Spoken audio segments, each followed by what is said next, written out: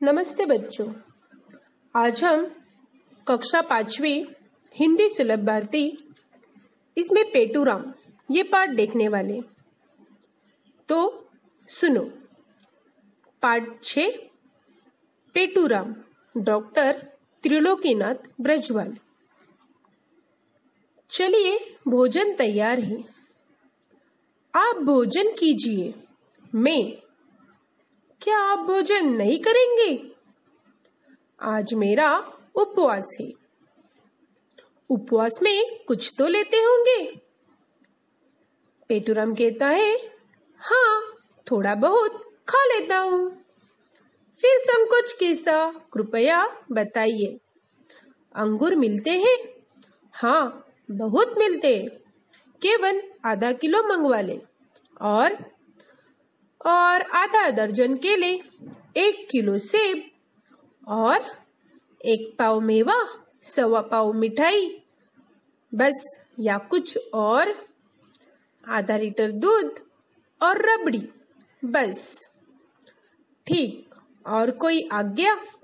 नहीं, आज मेरा उपवास है। व्रत के दिन में अधिक नहीं खाता।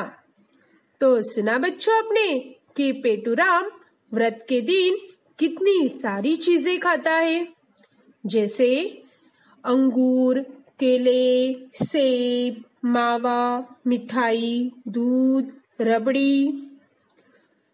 जब ये व्रत के दिन इतना खाता है, तो जिस दिन व्रत नहीं होता उस दिन वो कितनी सारी चीजें खाता होगा। तो ध्यान से सुनो। इसीलिए पेटूराम को पेटूराम कहा गया है, क्योंकि वो बहुत सारी चीजें खाता है। तो समझ में आया आपको ये पाठ? तो आप भी ये ध्यान से पढ़ो और समझ लो। बच्चों, आपने देखा कि इस पाठ में बहुत से चिन्हों का प्रयोग किया गया है। तो हम इन चिन्हों की जानकारी लेते हैं। इन चिन्हों का किस प्रकार उपयोग किया जाता है, यह हम उदाहरणों से समझ लेते हैं। इसमें दिए गए चिन्हों के प्रकार: पूर्ण विराम, अल्प विराम, प्रश्नवाचक, विस्मयादिबोधक और अर्धविराम। हम अब पहला उदाहरण देखेंगे। जैसे अंगूर मिलते हैं, वो प्रश्न चिन्ह है, तो हम कैसे बोलेंगे?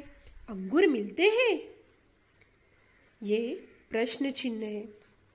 दूसरा वाक्य में, यहाँ पे आपको विस्मयादिबोधक चिन्ह का प्रयोग किया गया है। तीसरा उदाहरण है आधा दर्जन केले और 1 किलो सेब।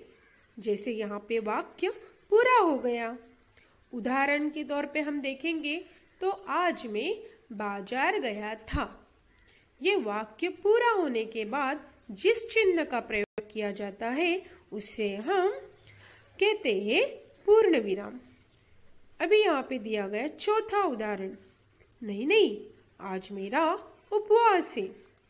यहाँ पे नहीं के बाद जिस चिन्ह का प्रयोग किया गया है उस चिन्ह को कहते हैं अर्धविराम।